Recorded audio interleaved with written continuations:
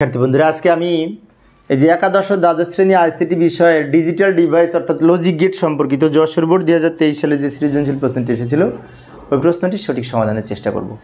তো সমাধানের জন্য তোমাদের সাথে আছি আমি মোহাম্মদ সিরাজুল ইসলাম, বরিশাল সরকারি model school and college Barishal. চলো শুরু করা যাক।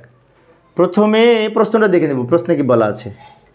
তো প্রশ্নে যে এইখানে একটু উদ্দীপক দেওয়া আছে, এখানে একটি চিত্র দেওয়া আছে, এই দুটি ইনপুট উপর থেকে নিচের দিকে প্রবেশ করেছে, মানে কি ইনপুট, আর যেটা বের হয়েছে ওই দুইটা হচ্ছে আউটপুট। দুইটি ইনপুট দুইটা আউটপুট, দুইটি ইনপুট দুইটা আউটপুট, এটা কিন্তু এই হাফ অ্যাডারের বৈশিষ্ট্য, তাই না? হাফ অ্যাডারের দুইটি ইনপুট দুইটা আউটপুট হয়। তো যাই হোক, উদ্দীপকের আলোকে গ ঘ উত্তর দিতে হবে। ক এবং খ এই দুটো কিন্তু উদ্দীপক ছাড়াই উত্তর দেওয়া যায়। তো ক নাম্বারে বলেছে কাউন্টার মোড নাম্বার কি। তো কাউন্টারের মোড নাম্বার বলতে বোঝাচ্ছে একটা কাউন্টার যত পর্যন্ত গুনতে পারবে, সেজন্য বলা হচ্ছে কাউন্টার সর্বাধিক কতগুলো সংখ্যা গুনতে পারে, তাই হচ্ছে কাউন্টার মোড। যেমন একটি 4 বিট বাইনারি কাউন্টার 2^4 সমান 16টি সংখ্যা গুনতে পারে। তাহলে কত পর্যন্ত গুনতে পারবে? 16, 0 থেকে 15 পর্যন্ত কিন্তু আবার 16টি সংখ্যার মান, তাই না? তাহলে 0 থেকে 15 পর্যন্ত 16টি সংখ্যা কাউন্ট করতে পারবে।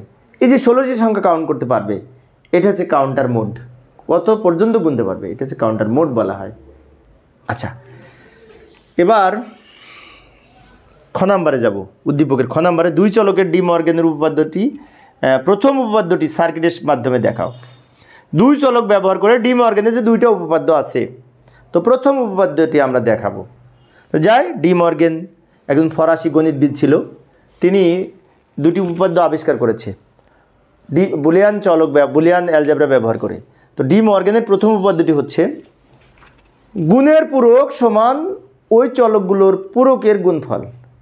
কেমন মনে হচ্ছে, তাই না? আরেকবার বলছি, 2 বা ততোধিক বুলিয়ান চলকের যোগফলের পূরক, মানে কি যোগ করে তার উপরে যে পূরক দিই, নট দিই, তাকে বলে যোগফলের পূরক, ওই চলকগুলির পূরকের গুণফলের সমান হয়, মানে কি আলাদা আলাদা পূরক করে তার গুণফলের সমান হয়। দেখাচ্ছি আমি। এই যে মনে করি এ আর বি দুইটা চলক, তা এ বি যোগ করে তার উপরে পূরক, এটাকেই বলা হয় পূরক, যোগফলের পূরক, মানে কি যোগ করে তার উপরে পূরক সমান, এটাকে পূরকের গুণফল, মানে কি আলাদা আলাদা পূরক করে তার গুণফলের সমান হবে। এই যে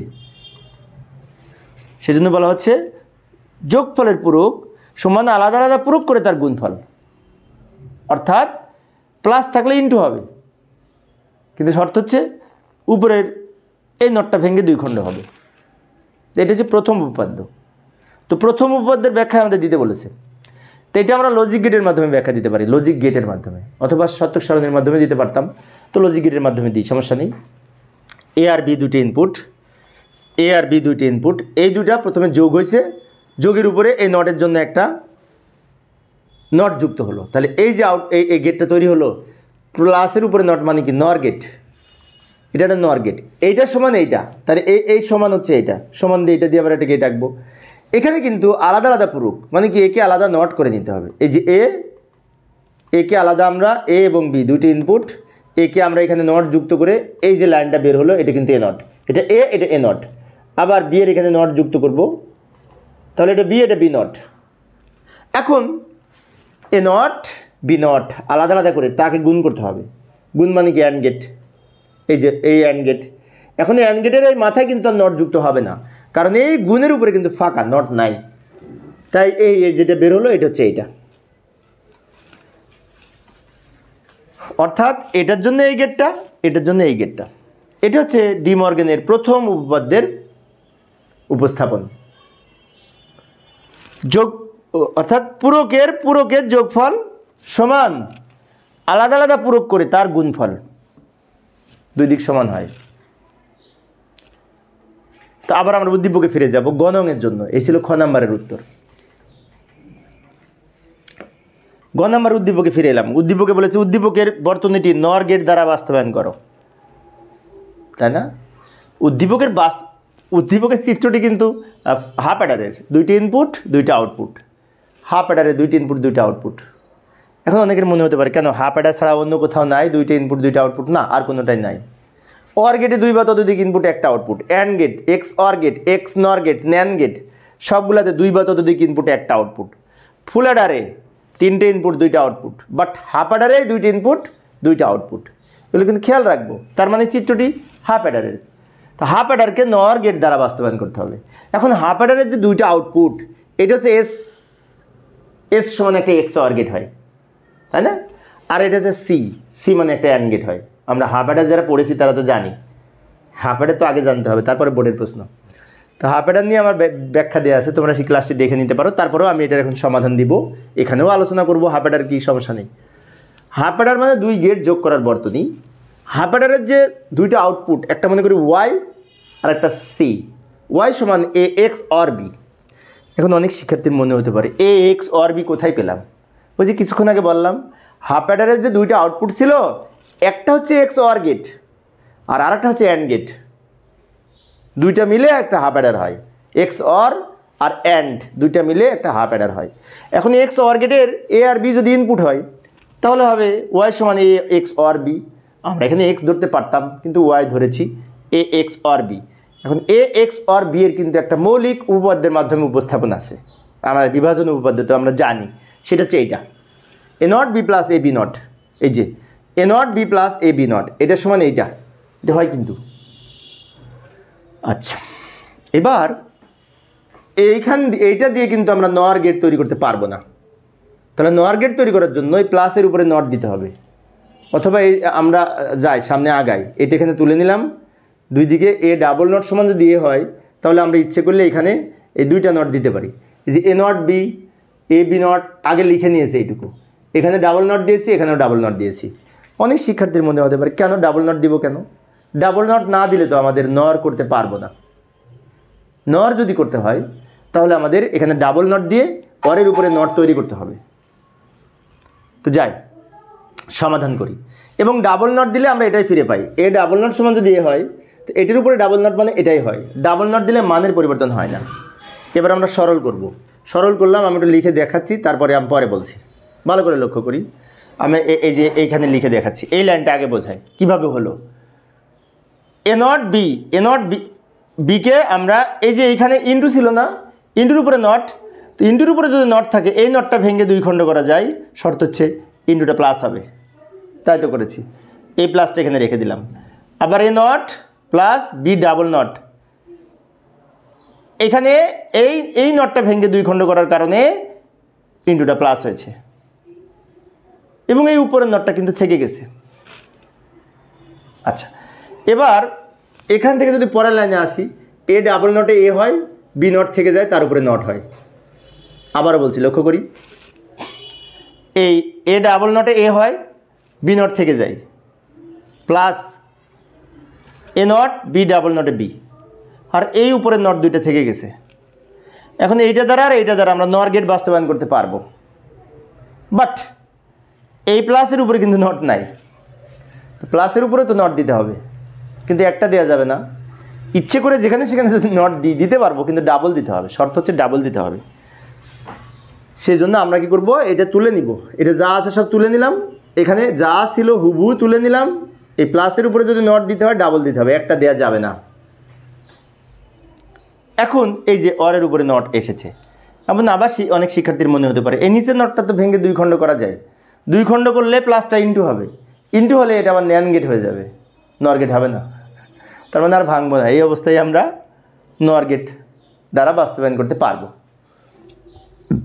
এখন এই সমীকরণটি দ্বারা আমরা লজিক গেট অঙ্কন করব। ও আরেকটা বিষয়, হাফ অ্যাডারের তো দুইটা আউটপুট, একটা ওয়াই আর একটা হচ্ছে সি, সি সমান এ বি। এ বিকেও যদি আমরা নর গেট দ্বারা বাস্তবায়ন করতে চাই তো সি সমান এ বি লিখি, আবার সি সমান এ বি, তো এ বির উপরে ডাবল নট নেওয়া যাবে। এখন এই নিচের নটটা দুই ভেঙে দুইটার উপরে দিই, তাহলে ইন্টু থাকলে প্লাস হবে, এটা তাহলে এটা থেকে এটা হবে, দ্রুত লিখলাম, এ লিখলাম, বি লিখলাম, এই নিচের নটটা ভেঙে দুই খণ্ড করে দুই জায়গায় দিলাম, ফলে কি ইন্টুটা প্লাস হয়েছে, আর এই উপরের নটটা থেকে গেছে। এখন আমরা এটা দিয়েও নর গেট বাস্তবায়ন করতে পারবো, এটা দিয়েও নর গেট বাস্তবায়ন করতে পারবো। তাহলে এ এবং বি ইনপুট হিসেবে ব্যবহার করে এইটা দ্বারা এবং এইটা দ্বারা, এইটা যে ফাইনালি পেয়েছি সেটা দ্বারা এবং এইটা দ্বারা, এই দুটো দ্বারা আবার লজিক সার্কিট অঙ্কন করে দেখাবো।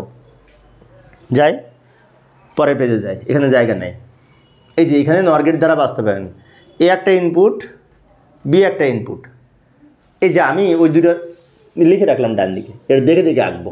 প্রথমে কি A plus B not, A আর বি নট মানে কি বি দ্বারা নর গেট তৈরি করতে হবে, এই বি দ্বারা নর গেট তৈরি করতে হবে, এটা বি নট। এখন অনেক শিক্ষার্থীর মনে হতে পারে বি নট তো আমরা বি এর সাথে নট যুক্ত করে দিলে হতো, তাহলে সেটা নট গেট হতো নর হতো না। আর আমরা জানি এ এটাও বি এটাও বি, বি থেকে তো টান দিছি, এটাও বি এটাও বি, দুই বি গুণ করে তার উপরে নট দিছি, তার মানে কি এই বি নট এইভাবে অঙ্কন করা যায়, যেটি নট গেটকে নর গেটের মাধ্যমে বাস্তবায়ন, এইভাবে অঙ্কন করা যায়। আচ্ছা, তাহলে এ প্লাস, প্লাস মানে কি এটার সাথে প্লাস করব, উপরে নিলাম একটু, এটার সাথে প্লাস করব, তো প্লাসের জন্য এখানে একটা গেট আঁকলাম, আবার এই নটটার জন্য এখানে একটা নট দিলাম। এখন এইখানে যে আউটপুটটা বের হলো এটা কিন্তু টোটালটা এই টোটালটা, ওই উপরে দুইটা না, এইটুকু। আবার এইটুকু দ্বারা নিচে আঁকবো এ নট মানে কি এই ধরনের এ নিয়ে একটা গেট আঁকবো, এ নিয়ে, এটা হচ্ছে এই এ নট। ভি নট যদি এরকম হয়, এ নট এরকম হবে, এ কে নর গেট দ্বারা এখানে বাস্তবায়ন করেছি। আচ্ছা, সেজন্য নট দিয়েছি। এবার এইটার সাথে যুক্ত করব বি, বি মানে কি এটা, এখন একটু নিচে নিয়ে এসে এখানে যুক্ত করে দেওয়ার জন্য অর গেট, অরের সাথে আবার এই নটটা, তাহলে এখানে যেটা বের হলো সেটা হচ্ছে এইটুকু, A plus B, A not plus B, তার উপরে নট। এখন এইটার সমান পেলাম এইটা, এইটার সমান পেলাম এইটা, এই দুইটা আবার যোগ করে তার উপরে নট হবে। যোগ করার জন্য আমরা নিচে টেনে নিয়ে আসবো, এখানে আবার একটা প্লাসের গেট আঁকবো, তার উপরে আবার এই নটটা। তাহলে এখানে যে আউটপুটটা বের হলো এটা কিন্তু এই নিচের নট পর্যন্ত, মানে এই টোটালটাই হবে, একটু দ্রুত আঁকছি, এই নিচের নট পর্যন্ত। এটার মান আর এটার মান দুইটা তো প্লাস করেছি, সেজন্য এইটা প্লাস, তারপর এই নটটার জন্য এই গোলটা। এবার এই একটা ইনপুট দিয়ে তারপরে এখানে যদি আমরা আরেকটা নর গেট আঁকি তাহলে এই উপরে নটটা হবে, এখানে আর আলাদা ইনপুট হবে না, এটা দিয়ে নিতে হবে, এটা দিয়ে আমরা নিলাম, এখানে আরেকটা এরকম নর গেট আঁকবো। এই যেটা বেরোলো সেটা হচ্ছে উপরে নটটা সহ, মানে এখন টোটাল 4টা, মানে এই টোটালের আউটপুট এটা হলো। এটা হচ্ছে নর গেটের মাধ্যমে বাস্তবায়ন। এখন আর একটা ছিল কিন্তু সি সমান এ নট প্লাস বি নট, তাহলে এ নট দিয়ে একটা নর গেট আঁকবো, বি নট দিয়ে একটা নর গেট আঁকবো, এবং দুইটা মিলে আবার আমরা ই করবো, যাই এই যে এ নট, এটা হচ্ছে এ নট,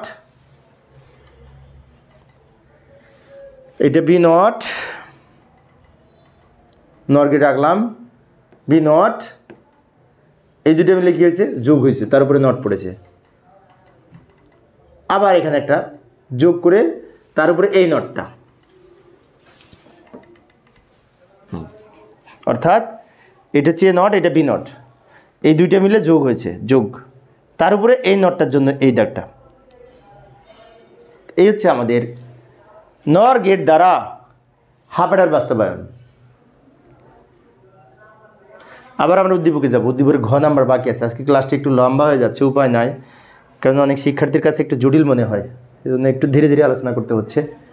ঘ নাম্বারে বলেছে উদ্দীপকের বর্তনীটি একটি ইনপুটের সংখ্যা বৃদ্ধি করলে নতুন যে বর্তনী তৈরি হয় তা পূর্বের বর্তনী দ্বারা বাস্তবায়ন করো। দারুণ প্রশ্ন। বলছে এখানে ইনপুট আছে দুইটা, আমি যদি আর একটা বৃদ্ধি করি তাহলে তিনটে ইনপুট হয়। এখন তিনটে ইনপুট দুইটা আউটপুট থেকে যায়, এখানে দুইটা ইনপুট দুইটা আউটপুট আছে। আমাদের প্রশ্ন বলছে একটা ইনপুট যদি বৃদ্ধি করি তাহলে ইনপুট দুইটার সাথে আরও একটা বৃদ্ধি করলে তিনটা হয়, তখন তিনটে ইনপুট দুইটা আউটপুট হবে, তার মানে কি সেক্ষেত্রে ফুল অ্যাডার হবে। এবার এই হাফ অ্যাডারের মাধ্যমে ফুল অ্যাডার কীভাবে বাস্তবায়ন করা যায় সেটাই বলতে যাচ্ছে। তো প্রিয় শিক্ষার্থী বন্ধুরা, পূর্বের ক্লাসে আমি যেটি আলোচনা করেছিলাম, এই প্রশ্নটি আলোচনা করেছিলাম, তোমরা হয়তো আমার পূর্বের পর্বটি দেখেছো, যারা পূর্বের পর্বটি দেখেছো তারা পারো, তারপরেও আমি এখন এটা সমাধান করে দিচ্ছি, একটু দ্রুত বলবো সময় সেভ করার জন্য। উত্তর ঘ, উদ্দীপকের নতুন একটি ইনপুট বৃদ্ধি করলে ফুল অ্যাডার হবে, হাফ অ্যাডার দ্বারা ফুল অ্যাডার বাস্তবায়ন করা যায়। আমি প্রশ্ন বলছে পূর্বের লজিক গেট দ্বারা বর্তমানটি বাস্তবায়ন করো, মানে কি হাফ অ্যাডার দ্বারা ফুল অ্যাডার বাস্তবায়ন। বৃদ্ধি করার আগে তো হাফ অ্যাডার ছিল। যাই সমাধান করি।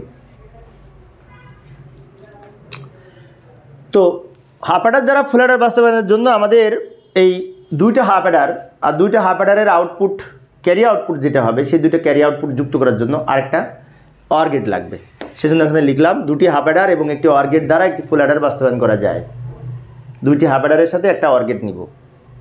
আচ্ছা, এবার প্রথম হাফ অ্যাডারের এক্ষেত্রে ক্যারি আউটপুট দুইটা আমরা অর গেটের মাধ্যমে যুক্ত করব। প্রথম হাফ অ্যাডারের ইনপুট যদি আর বি হয়, আউটপুট হবে S1 আর C1। এখন অনেক শিক্ষার্থীর মনে হতে পারে পূর্বে যে আমরা আলোচনা করেছি হাফ অ্যাডারের ক্ষেত্রে S আর CO হয়, তো এখানে S1 C1 হলো কেন? কারণ আমাদের দুইটা হাফ অ্যাডারের আউটপুটই S হবে আর C হবে। সেজন্য প্রথম হাফ অ্যাডারের আউটপুট যদি আমি S1 C1 লিখি, দ্বিতীয় হাফ অ্যাডারের আউটপুট লিখব S2 C2, সেজন্য 1 লিখেছি। প্রথম হাফ অ্যাডারের ইনপুট কি A আর B। এখন হাফ অ্যাডারের দুইটা যে আউটপুট S আর C, তো S এর আউটপুট হবে A XOR B। S এর আউটপুট কী হবে? A XOR B। কারণ আমরা জানি যে হাফ অ্যাডারের দুইটা লজিক গেট থাকে, একটা হচ্ছে XOR গেট, এই দুইটা মিলে সেজন্য A XOR B লিখেছি, আরেকটা হচ্ছে অ্যান্ড গেট, এই দুইটা মিলে, তাই C1 সমান AB হবে, অ্যান্ড গেট গুণ হলো। তো প্রথম হাফ অ্যাডারের S1 আর C1 এর মান পেলাম।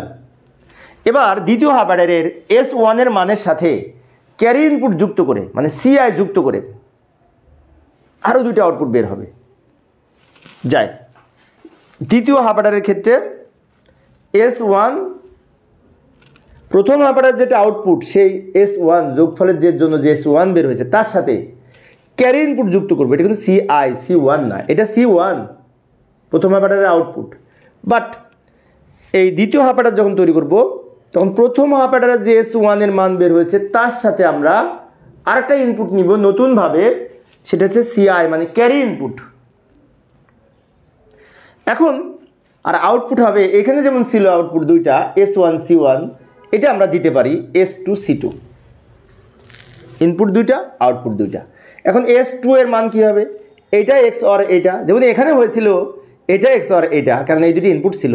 তাহলে দ্বিতীয় হাফ অ্যাডারের এই দুটি ইনপুট, তা দ্বিতীয় হাফ অ্যাডারের S2 এর মান হবে এটা XOR এটা, এই যে এইটা XOR এটা, মানে ইনপুট দুইটা মিলে আমরা একটা XOR গেট তৈরি করব। এখন একটা বিষয়, সেটি হচ্ছে S এর মান কিন্তু এইটুকু, তাহলে আমরা Sটা আউট করে দিয়ে এটা মান লিখতে পারি এইটুকু, এই যে এটা হতে পারে। CI রেখে দিলাম, আর S1 এর পরিবর্তে S1 এর মান যেটি ছিল এটা বসিয়েছি। তাহলে S2 এর মান হলো A XOR B XOR C। তার মানে কি A XOR B XOR C কিন্তু ফুল অ্যাডারের S এর আউটপুট। তার মানে ফুল অ্যাডার কিন্তু বাস্তবায়ন হয়ে গেছে আমাদের। ফুল অ্যাডারের একটা সার্কিট, একটা ফাংশন পেয়েছি যেটি যোগফল XOR গেট হয়, তাই না? আমরা যারা ফুল অ্যাডার আলোচনা করেছি তারা তো জানি ফুল অ্যাডার কিন্তু আগে কি সেটা জানতে হবে। আচ্ছা, এইটা হচ্ছে আমাদের একটা আউটপুট। আর একটা আউটপুট কী হবে? C2। এখন C2 সমান এটা ইন্টু এটা, এখানে যেমন হয়েছিল এই C1 সমান এটা ইন্টু এইটা, তা দ্বিতীয় হাফ অ্যাডার করার সময় এটা সমান এটা ইন্টু এটা হবে, তাই না? আচ্ছা, এই পর্যন্তই থাক আপাতত। এটা দিয়ে আমরা এখন গেট আঁকবো, শেষ হয়নি, একটু বাকি আছে, এখন তো আসল কাজ। এটা দিয়ে আমরা আর এটা দিয়ে এই দুটো অংশ নিয়ে যাই, পরের পেজে আমরা এখন লজিক সার্কিট অঙ্কন করব, আর অঙ্কন করে দুইটা হাফ অ্যাডার তৈরি করে দেখাবো। এখন হাফ অ্যাডার তৈরি করব, এখন আসল কাজ ওই যে এইটা এবং এই যে দুইটা সমীকরণ আমি এখানে নিয়ে এসে রাখলাম। প্রথম হাফ অ্যাডারের দুইটা আউটপুট S1 C1 আর দ্বিতীয় হাফ অ্যাডারের S2 C2 মানগুলো এখানে নিয়ে এসে রাখলাম। এগুলো দিয়ে আমরা এখন করব, আউটপুট আঁকবো, এখানে এই বাস্তবায়ন করে দেখাবো। প্রথমে A আর B মিলে একটা XOR গেট হবে, A আর B দুইটা মিলে একটা XOR গেট হবে। XOR গেটটা এরকম, যেটার আউটপুট হলো S1। A আর B মিলে একটা XOR গেট হয়েছে যেটার মান S1। আবার C1 সমান A ইন্টু B, A আর B গুণ হবে, A আর B গুণ হবে, গুণ হয়ে C1 এর মান হবে। A হচ্ছে এটা, B হচ্ছে এটা, দুটো গুণ হলো, গুণ মানে কি অ্যান্ড গেট। এই মানটা C1। আচ্ছা, ওটুকু আঁকা শেষ। এবার নিচেরটা বলছে এই S1 আর C1 CI। S1 মানে কি এটা কিন্তু S1। এখন S1 এর সাথে CI যোগ হবে, বাট এখানে তো কোথাও CI নাই, CI কিন্তু নাই। তো CI আমি এখানে নিয়ে নিলাম, এই যে এখানে নিয়ে নিলাম CI। তাহলে S1 আর CI মিলে আরেকটা XOR গেট হবে, কারণ এখানে XOR এর প্রতীক। এটা আবার একটা XOR গেট হলো, এটা হচ্ছে S2 এর মান। এই পর্যন্ত আঁকা শেষ। এবার এইটা C2 এর মান কোনটা হবে? S1 আর CI। S1 মানে এইটা, আর CI হচ্ছে এইটা, এই দুটো। এবার কি করব? C2 এর মান হবে S1 আর CI। S1 মানে কি এইটা, আর CI মানে এই যে এইটা। এই দুটো আবার গুণ হয়েছে, কিন্তু গুণ মানে আবার একটা অ্যান্ড গেট। এটা হচ্ছে C2। এখন সবার শেষে CO পাওয়ার জন্য C2 আর C1 দুটো যোগ হবে। C1 এর মানে এটা, C2 এর মানে এটা, দুটো যোগ করব। যোগ মানে কি OR গেট।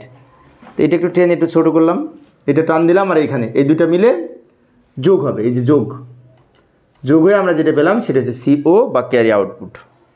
তো এখানে এই একটা দুইটা হাফ অ্যাডার, এই দুইটা হাফ অ্যাডার মিলে ফাইনালি S2 আর CO দুইটা আউটপুট প্রকাশ করেছে। এটার মান হবে A XOR B XOR C সমাধান করলে, আর এটার মান পাবো আমরা finally AB plus BC plus AC, ওই ফুল অ্যাডারের যে CO এর মান। তো প্রিয় শিক্ষার্থী বন্ধুরা, আজকে ক্লাসটা অনেক লম্বা হয়ে গেল আর কি, এখানে ইতি টানতে চাচ্ছি। তো পরবর্তী ক্লাস দেখার আমন্ত্রণ রইল। খোদা হাফেজ।